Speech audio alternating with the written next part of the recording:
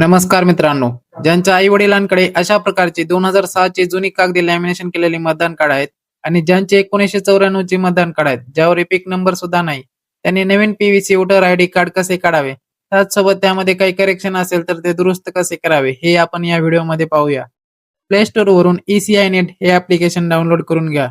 Application open करा. वरील डाव्या कोपऱ्यात क्लिक करून आपला मोबाईल नंबर टाकून OTP टाकून लॉग इन करून घ्या.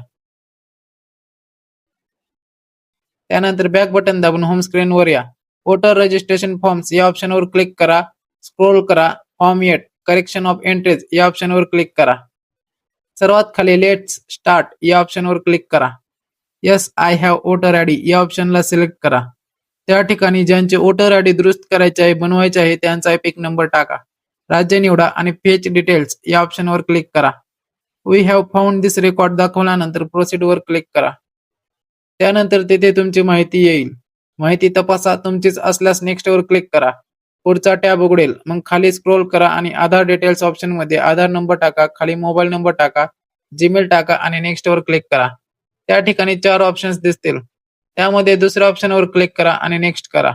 मग हा टॅब उघडेल. यामध्ये तुम्हाला जे करेक्शन करायचे आहे जसे नाव, जन्मतारीख, पत्ता ते ऑप्शन्स निवडा. माझ्या मतदान कार्डवर सर्व बरोबर आहे म्हणून मी फक्त मोबाईल नंबर आणि फोटो अपडेट करणार आहे. ज्याला जे अपडेट करायचे आहे त्याला तेवढे ऑप्शन दाखवतील. माझ्यामध्ये फक्त मोबाईल नंबर आणि फोटोचे ऑप्शन दाखवत आहे. ज्यांचे सर्व डिटेल बरोबर असेल आणि ज्यांना फक्त नवीन कार्ड पाहिजे त्यांनी हे ऑप्शन सिलेक्ट करा. ज्यांना बाकी काही करेक्शन करायचे असेल त्यांच्यासाठी हे बाकीचे ऑप्शन दाखवतील. यामध्ये योग्य ती माहिती भरून मोबाईल नंबर टाकून OTP टाकून व्हेरीफाय करा. डॉक्युमेंट म्हणून आधार कार्ड अपलोड करा. आधार कार्ड अशा पद्धतीने डॉक स्कॅनर वरून मागची पुढची साईड एका पेजवर करा आणि ते आधार कार्ड इथे अपलोड करा. नेक्स्ट करा.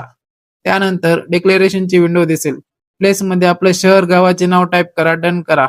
ही शेवटची विंडो उघडल्यास खाली स्क्रोल करा आणि ई साइन ऑप्शनवर क्लिक करून त्यापुढे आधार नंबर टाकण्याची विंडो उघडेल. आधार नंबर टाका, OTP टाका आणि सबमिट करा. या ठिकाणी तुमचा फॉर्म सबमिट झाला. 15 ते 20 दिवसानंतर आपला मोबाईल नंबर OTP टाकून आपले epic card, voter ID card download करा. तुम्ही या कार्डला आधार कार्ड सारखं प्रिंट काढून लॅमिनेशन करून वापरू शकता आणि जे PVC कार्ड असेल ते तुम्हाला काही महिन्यात पोस्टद्वारे घरी प्राप्त होईल.